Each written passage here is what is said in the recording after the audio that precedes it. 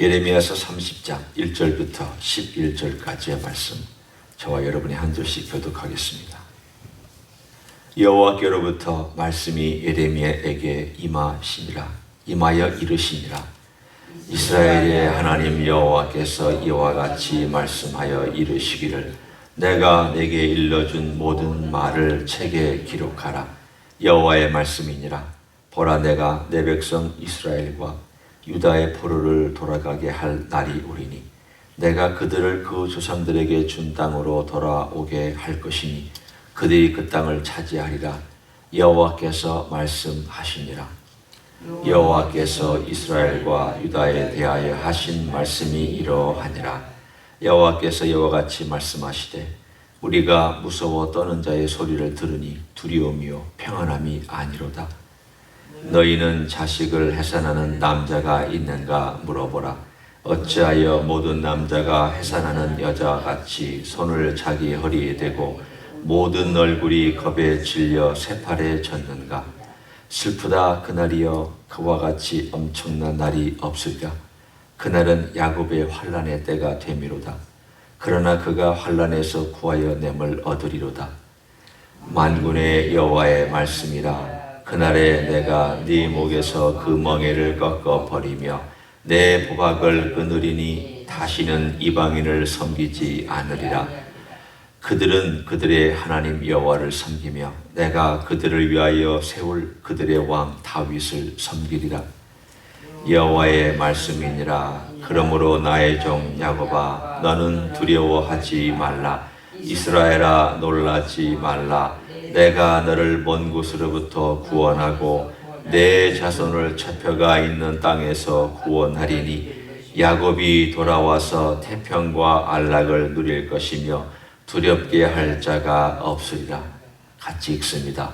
이는 여호와의 말씀이라. 내가 너와 함께 있어 너를 구원할 것이라.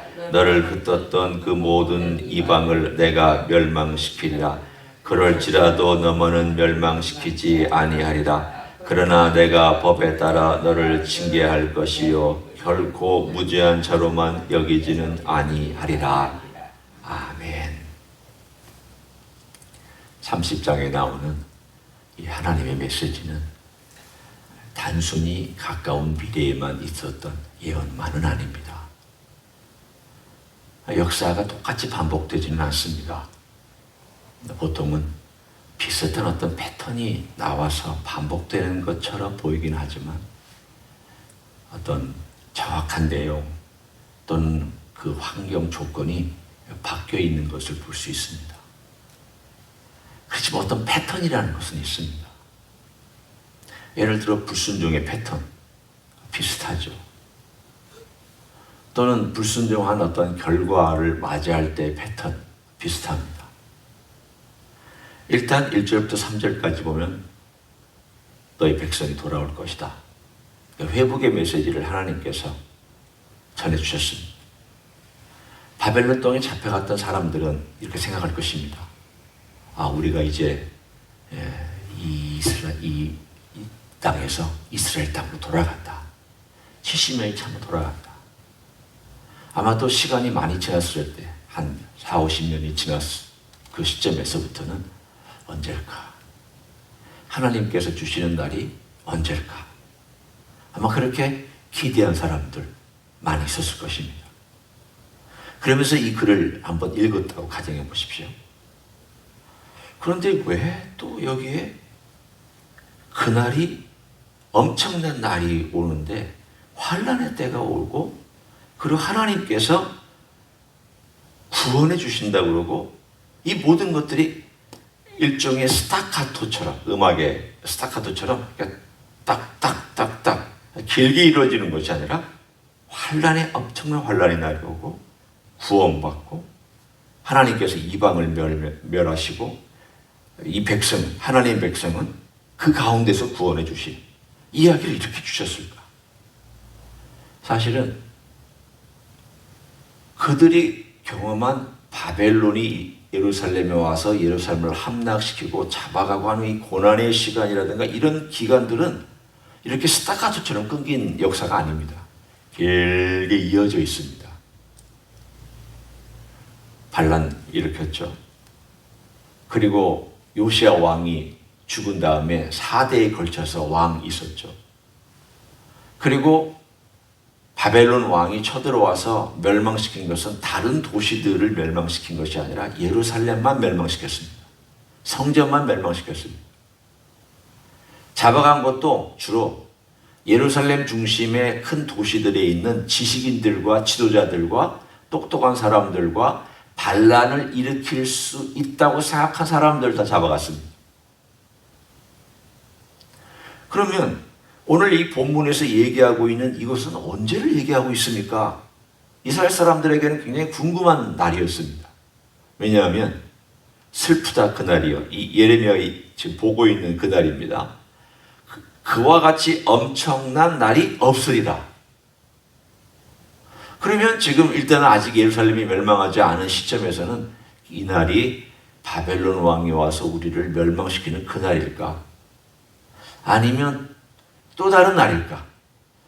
그러고 나서 예루살렘 멸망했어요. 일단 이 메시지가 전달된 다음에. 그리고 포로로 잡혀갔습니다. 포로로 잡혀가서 바벨론에서 머물고 있는데 가만히 읽어도 이 날은 또 장차 다가오는 날처럼 느껴지는 거예요. 우리가 경험했던 과거에 성취됐던 날인가? 아니면 이런 날이 또 온다는 말인가? 그들이 궁금해했지만 이 컨텍스트를 잘 보고 있으면 내가 그들의 왕 다윗을 세울 것이다. 아니 우리는 다윗 왕도 없고 그러나서 시간이 더 흘러서 회복되어서 돌아왔습니다. 다 70년이 끝나고 돌아왔어요. 그러면 다윗 왕이 세워져야 되는데 다윗 왕이 세워지지 않았습니다. 아 그러면 이건 우리 때가 아닌가 보다. 바벨론 그들이 침략해서 세운 것도 아니고 우리 때는 아닌가 보다. 시간이 지나면서 그들은 확인할 수 있었습니다. 아, 이건 바벨론 이야기가 아니야. 그리고 회복되어 돌아온 포로들도 이건 우리 시대가 아니야. 그럼 언젠가 앞으로 미래에 이런 일이 또 올 거야. 시간이 흘렀습니다.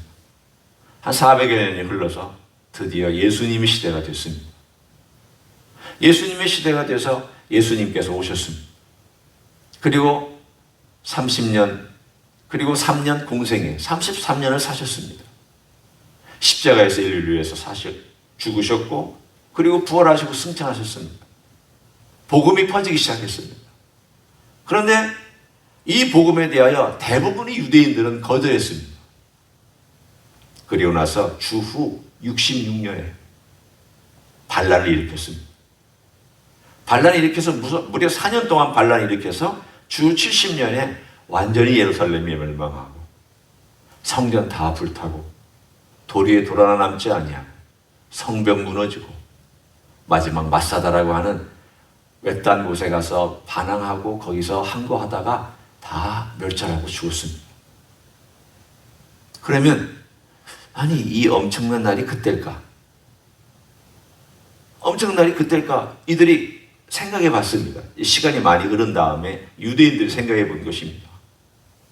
그런데 그때 전쟁도 예루살렘만 전쟁이 일어났습니다. 로마가 다른 도시들을 다 침략해서 무너뜨린 게 아닙니다. 반란은 예루살렘에만 국한되어 있었습니다. 다른 도시들은 다 살고 있었고요. 갈릴리 그대로 유대인 살고 있었고 다른 도시들 다 살고 있었습니다.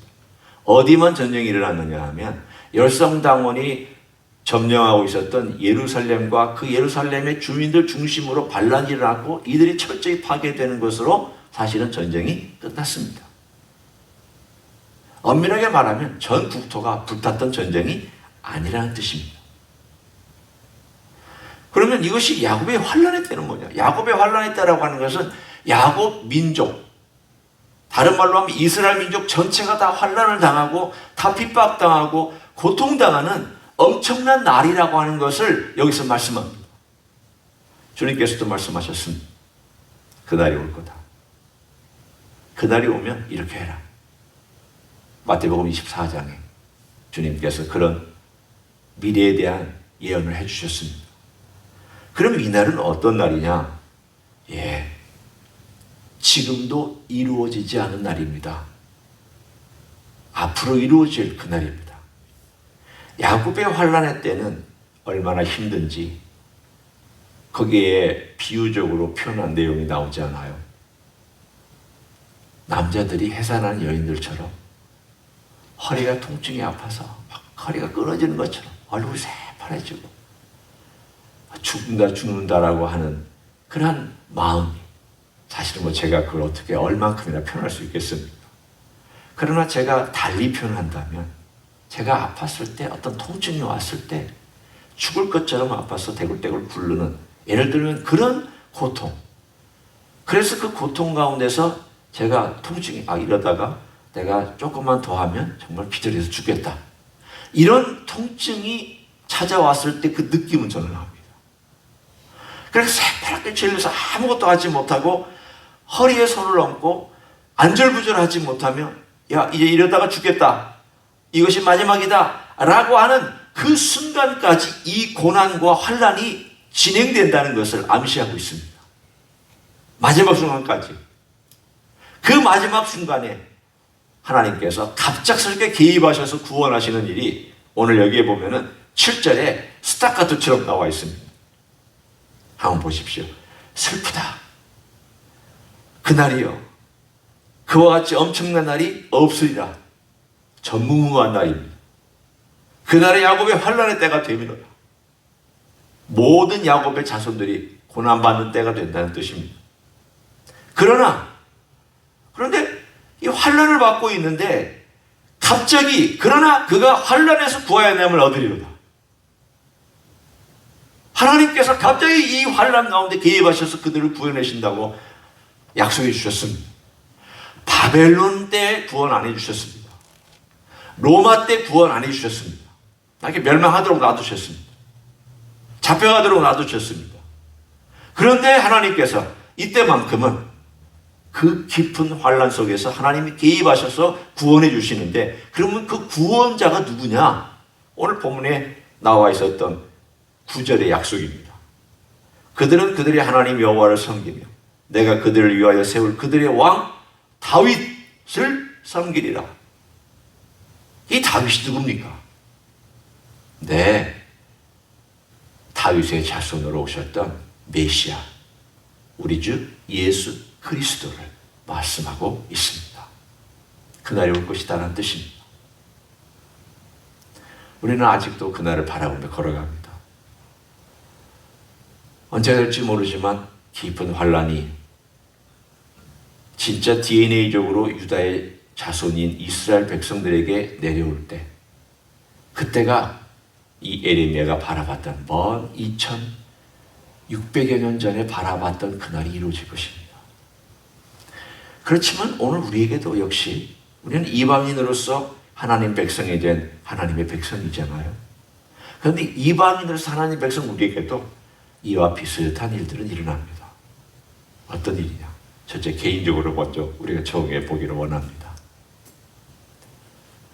사람이 하나님을 깊이 만나는 때는 환난 때입니다. 하나님 아버지 앞에 자기가 항복하고 두 손 번쩍 들은 그때는 고난과 역경과 아픔과 배반과 슬픔이 있었던 때입니다. 어제 한 목사님의 간증을 같이 들었던 적이 있습니다. 이분은 좀 특별한 사역을 하시는 분이에요. 이분 교회에 있는 성도들이 숫자는 많지는 않지만 많은 숫자가, 그 중에 숫자들이, 많은 숫자들이 마약, 술, 뭐 이런 데 쩌들어 있는 그런 사람들이라고 합니다. 근데 이분이 마약으로 죽어가는 그런 형제들을 본 거예요. 마약하다가 예수 믿다가 교회 나왔다가 또 안 나왔다가 나왔다가 안 나왔다가, 그러다가 마약하고 피토하고 죽고 뭐 쓰러져 죽고 하는 그런 형제를 봤는데, 어느 날 갑자기 연락을 받고 갔더니 뭐 입으로 토하고 뒤로 토하고 막 완전히 토하고 피를 토하고 쓰러져 있는, 그래서 에볼라스로 간 그 형제를 얘기를 해줬습니다. 그래서 그 형제 병원으로 찾아가서 너 나하고 약속하자. 너 죽었다가 이제 너 이러다가 한 번만 너 더 하면 너 죽는다.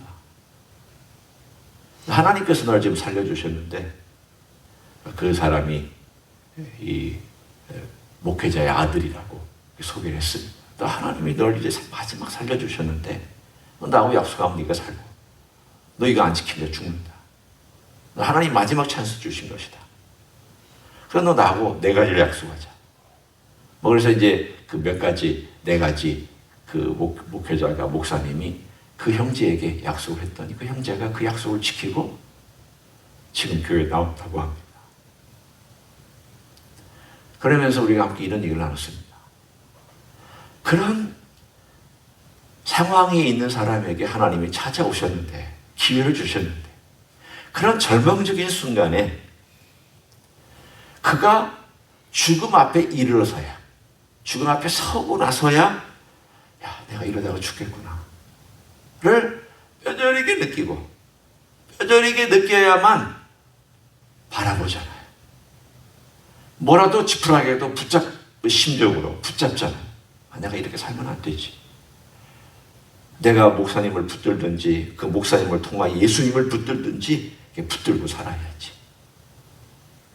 그것을 그 친구가 느끼며 그렇게 교회에 나온다고 하는 간증을 어제 함께 나눴던 적이 있습니다.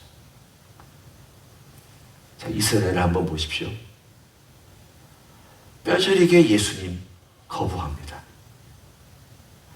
지금도 끝까지 거부할 것입니다.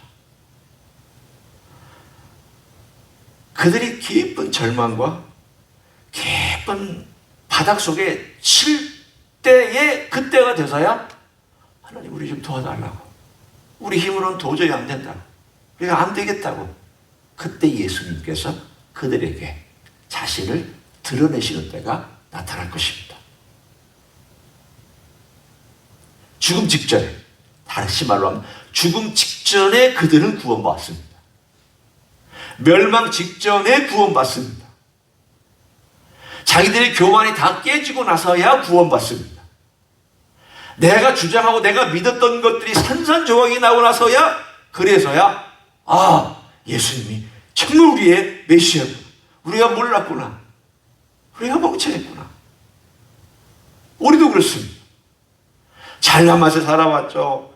내가 내 주장대로 살아왔죠. 내가 하고 싶은 대로 살아왔다가 어느 순간에 절벽 가운데 서 있고 어느 순간에 막힌 혹은 죽음의 순간 앞에서 아, 내가 내 마음대로 살아왔구나, 내가 이렇게 살면 안 되지, 주님이 원하시는 건 이것이 아니지. 그래서 그때서야 돌이키기 시작합니다. 오늘 하나님의 구원은 단순히 아무것도 안 했는데 구원, 네, 사실은 인간의 구원에 관련해서 하나님이 다 하시지만, 그러나 하나님께서 그들을 바라보도록, 그 환난 가운데서 바라보도록 만들어주시고 바라보면서 구하게 만들어주시고, 참 그런 면에서 볼 때 어떨 때는 이것도 다 하나님의 은혜가 아닌가 그렇게 생각 들지 않습니까? 만약에 하나님께서 이들을 이 막다른 골목에 집어넣고 하나님께서 그런 마음을 안 주셨으면 어떻게 그들이 돌아올 수 있을까? 그것도 신기합니다. 우리는 우리가 믿는다고 얘기하지만, 아, 제가 예수님 영접했습니다, 제가 예수님 믿기로 결정했습니다라고 말은 표현은 그렇게 하지만, 아니, 가만히 이렇게 여러 상황과 조건들을 보면 하나님이 기회를 안 주셨으면 어땠을까? 하나님께서 그 영혼에 불쌍히 여기시지 않으셨으면 어땠을까? 하나님께서 이스라엘에 대한 약속과 사랑이 있기 때문에 내가 너희를 끝까지 지켜준다, 내가 너희를 버리지 않는다, 하나님의 그 약속이 있기 때문에, 하나님은 약속에는 사랑이 있고 하나님의 의지가 있고 하나님의 계획이 있고, 그래서 하나님께서 정말 그 약속을 지켜가면서 그 사랑 안에서 그들 끝까지 보듬으려고 하는 그게 있기 때문에 그들을 도와주셔서 그들이 돌아오는 것이지, 아, 그들이 돌아오고 싶어서 돌아오는 건 아닌 것 같아요. 막다른 골목이 되니까 잘못한 것을 깨닫고 아이고 돌아가야지. 그렇지만 면목은 없고 체면은 없고, 그게 회개입니다. 참 회개하는 마음을 우리가 살펴보면 진정한 회개는 뭐냐면, 아, 내가 정말 뭘 했지? 돌아가야 되는데 체면도 없고 면목도 없고, 그래서 한마디로 불쌍히 여겨달라고. 그리고 용서해 주시면 받을 자격이 없는 자가 용서를 받았다고. 그리고 나서 그 받을 자격이 없는 자가 용서를 받았기 때문에 이제는 다르게 살고 다르게 변화받은 삶을 걸어가는, 이게 회개잖아요. 돌아온 탕자가 그렇게 살았잖아요. 그게 진짜 회개의 모습을 보여주는, 아버지의 사랑과 아버지의 모습을 보여주고 탕자로서 회개하는 삶을 보여준 거잖아요. 오늘 본문을 보면 이스라엘에게 앞으로 일어날 이야기는 우리의 삶 가운데서 일어났던 이야기고 또 일어날 이야기이고 앞으로도 우리가 또 그렇게 살아갈 이야기인 줄로 믿습니다. 어려운 일, 환난, 역경이 있거든. 오늘 하나님의 구원의 때다. 하나님의 손길이 나타날 때다. 하나님을 깊이 만날 때다. 그렇게 여기시고 우리 하나님을 구하고 메시아 되시는 예수 그리스도를 구하면 그런 놀라운 응답이 다가올 줄로 믿습니다. 그렇게 사시기를 예수님의 이름으로 간절히 축원합니다. 기도하겠습니다. 고맙습니다. 하나님의 은혜입니다. 우리 예수님의 은혜입니다. 우리가 뭘 안다고 하나님을 믿을 수 있게 되었는지, 우리가 영적인 세계를 얼마나 안다고 하나님이 이런 분이고 예수님이 이런 분이라고 말할 수 있게 되었는지, 이게 다 주님의 은혜 때문에 우리에게 주어진 축복인 줄로 믿고 감사를 드립니다.